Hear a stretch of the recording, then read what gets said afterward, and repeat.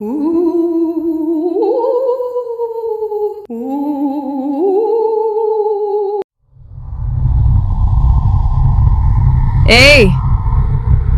ఆగవే. ఎవరు మాట్లాడేది?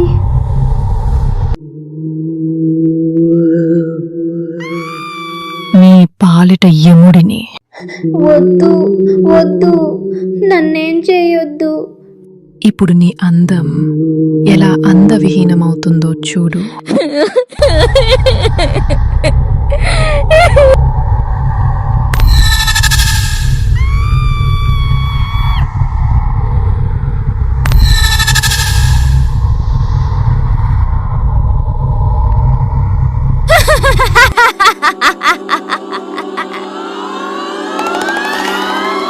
నా పేరు మోహిని. ఎవ్వరిని వదిలిపెట్టను.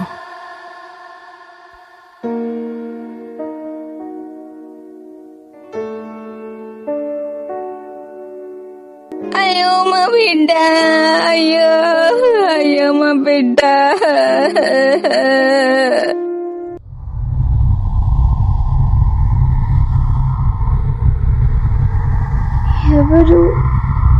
ఎవరు మీరంతా? అసలు నేను ఎక్కడున్నాను? అసలు నేను ఎవరిని?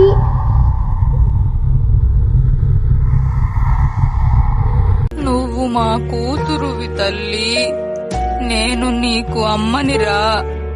నీ పేరు రక్షిత తల్లి.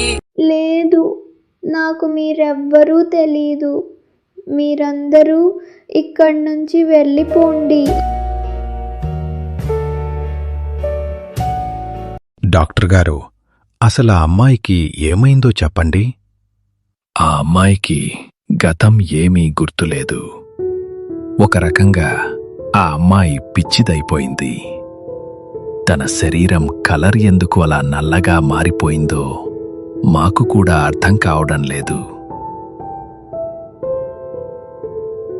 మీ అమ్మాయి చదువుతుందా? చదువు అయిపోయింది సార్. పెళ్లి చేయాలి అనుకుంటున్నాం. అసలు తను రాత్రి సమయంలో బయట ఎందుకుంది? నా చెల్లెలి కూతురు పట్నం నుండి వచ్చింది సార్. అందుకే కాసేపు ఉండొస్తాను అని నా చెల్లెలి ఇంటికి వెళ్ళింది సార్ నా కూతురు. తర్వాత ఏం జరిగిందో తెలియట్లేదు సార్. సరే, మీరు వెళ్ళండి. నేను కనుక్కోవడానికి ప్రయత్నిస్తాను. ఏరా, మీ ఊరికెళ్తున్నావు అంటగా? అవునరా, అందర్నీ చూడాలి అనిపిస్తుంది. ఏంట్రా, మీ ఊర్లో ఏదో సమస్య అని వీడికి చెప్పావంటగా? అవునరా, వదిన ఫోన్ చేసి చెప్పింది. అసలేంట్రా సమస్య? నాక్కూడా తెలీదురా, వచ్చాక చెప్తాన్లే అని చెప్పింది వదిన.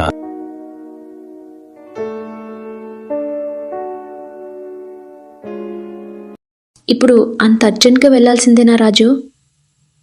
అవును గంగా, అన్నయ్యని చూడాలనుంది. రమ్య కూడా నన్ను చూడాలి అంటుంది అంట, వదిన చెప్పింది.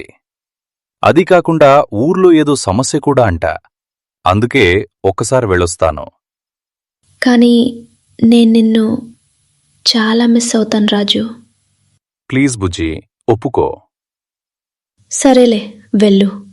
కానీ ఊర్లో ఏదో సమస్య అంటున్నావు కదా, జాగ్రత్తగా ఉండు.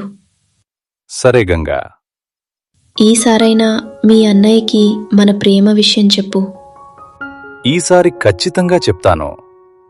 నెక్స్ట్ టైం మనం ఇద్దరం కలిసి మా ఊరికి వెళ్దాం, సరేనా?